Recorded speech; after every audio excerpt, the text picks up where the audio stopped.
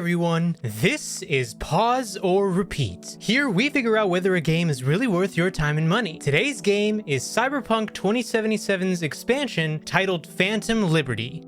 It's not usual that we cover an expansion, or any DLC for that matter. Phantom Liberty is our first, but in doing so, it raises the question on whether you can compare it to a full game release. To find this out, let's start by taking a look at the gameplay. The gameplay is much the same as the base Cyberpunk 2077 game, but does have some additions. By now, most gamers will know about the game from its controversial buggy launch. However, the pre-patch that came out right before the expansion did revamped and reworked a lot of the systems for the base game, such as character progression and the police wanted system. The Phantom Liberty expansion also adds some gameplay elements if you have access to that content, such as unlocking a new relic tree to further progress V's abilities. Put that aside, a whole new area to explore and complete main jobs, side jobs, and gigs, and there's enough content to contend with some full games. But how does the story slot into the rest of the game? The story of Phantom Liberty kicks in after a bit of progress in the base game. You'll get a call from a netrunner named Songbird. Songbird tasks you with helping protect and escort the president of the NUSA, the game's equivalent of the USA. Her plane crash lands in the newly unlocked area of Dogtown and is immediately swarmed by the military presence. It is your job as V to protect President Myers and answer the question as to why she was attacked. With the help of Solomon Reed, played by Idris Elba, you'll search Dogtown thoroughly. And of course, the game tells this captivating story through the immersive interactions with characters and events that the game was already known for. But now the question still stands. Pause or repeat?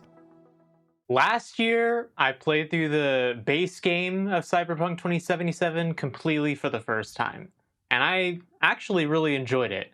Now, when this expansion came out, I actually decided to hop on in and play again from the start. I know you weren't one of those people that wanted to be level 50 going all the way to 60. You took the long route. So I'm curious, what was your experience like? Because I didn't do that.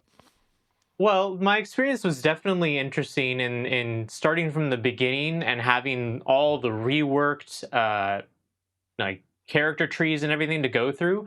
Because actually, I did hop onto my old character from last year, and I honestly got a little confused because, you know, they didn't let you have any tutorials really at that point because the game's already finished basically. Right. So I kind of went through and it eased me into learning how the character trees develop, and also let me, experiment with builds in a proper way. And I had a lot of fun all the way up until the expansion. And then when the expansion hit in, I was like, oh, okay, here we go. Here's the fun. Here's where the fun begins. You know, that quote from the Anakin Skywalker. Here's where the fun begins. So anyways, I had a great time, though, considering I think that they already did a pretty good job with an engaging storyline in the base game. And I think that in the expansion here, CD Projekt Red actually did an even better job at immersing you in the story. And this really is a game where you have to sit down and really immerse yourself in the world and the storyline, because that's the whole point of it. I always set aside, whenever I played this game, at least 2 hours to just go through things and sit down and just focus on playing it. Because even when you go into Dogtown for the first time, you walk around this black market, and it's completely just like bustling with action. And I went up to this vendor, and he was like all chromed out with a bunch of augmentations, and my character's like, whoa, I've never seen a guy like that unless he's been one of the Maelstrom gang. He's like, oh, you haven't seen anything. And he like pulls out these flamethrowers from his elbows. I'm like, dude, this is so awesome. Like, this is what the game should have been. That is kind of the cool strong point about Cyberpunk, is that, you get those really cool, like, random NPC conversations. I know a lot of the gaming reviews for Phantom Liberty express that was one of the cool factors, because you could just be randomly talking to a merch guy, and then all of a sudden you could literally be just listening to him for 5 minutes, and he'll give you the whole backstory of the brand new district that's available for everybody that bought the new expansion. Yeah, exactly. And I I want to say comparing that to the base game, there's a lot less of that in the base game.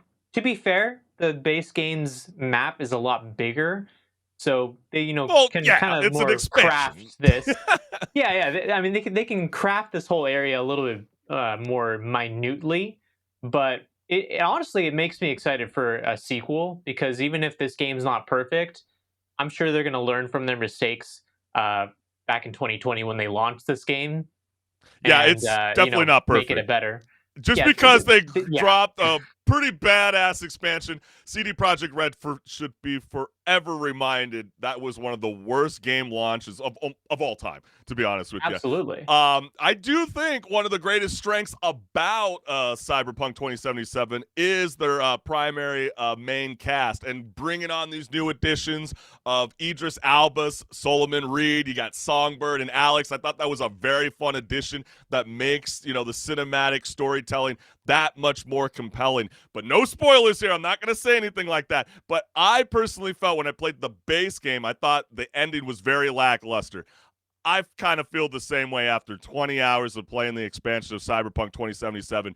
It didn't leave me with the ending that I was anticipating. I don't really know where they're going with this franchise, but don't let that hinder you from not purchasing this game. Like HenricK referenced, the skill tree is an amazing addition that I'm so shocked that they never added that in the beginning. The reflex, the technical ability, and the intelligence are all very cool assets that I like about playing Assassin's Creed, for example. It's really cool to know that as you're working your way up, you kind of get yourself a sense of reward as you play the game. And so with that being said, I think that's really cool. But also at the same time, just as a side note, what was really trippy, because we're always talking about this AI conversation, HenricK, with this new expansion, they had this Polish actor who unfortunately passed away back in 2021 and got the approval from the family to use AI technology to bring his character back to life. And for the players out there that don't realize who it is, that is Victor Vector. So what you are listening to is AI voice modulation. This is what's freaking out the immersive interactive scene because, I mean, yes, they got approval from the family, but we've talked about certain cases in the past where the name, image, likeness, sorry, that's only in the sports world. That's not in video games. And so people like in Call of Duty are seeing themselves getting their voice or their likeness being used in operator bundles. You don't believe me? Search that up on your own time. But it is insane to think that the power of AI is able to keep some of these iconic characters or this singular character alive, which I think is very, very cool. Yeah, I'd say it's actually a very cyberpunk esque thing to actually be Very good able to point. do that. To be able to take samples of someone's voice and recreate it completely. And I'm sure, if the actual voice actor was still alive, the performance would have been even better. But Yeah. honestly, going through the game, I think that it was a good enough performance, and I don't think that it would have been the best choice to recast that character because he's such a pivotal character in the base game as well. He's the first Ripper Doc you ever go to, and you have such history with him. Yeah. So, I mean, I'm glad that they actually did reach out to the family and they got approval because I don't know what they would have done if they hadn't gotten approval. They probably would have had to recast They were the definitely character at wanting to that point. recast. The reports were told that they were hesitant about doing this because I think they were kind of sniffing that, like, oh my gosh, there's going to be a lot of rumbling when people find out closer to the launch of the expansion that, CD Projekt Red approved this movement. But guess what? I like AI. I think it's really cool. It makes everything very helpful in this world. But also at the same time, if you're going to utilize someone who is deceased, I think, in return, the family should, on a level, be compensated.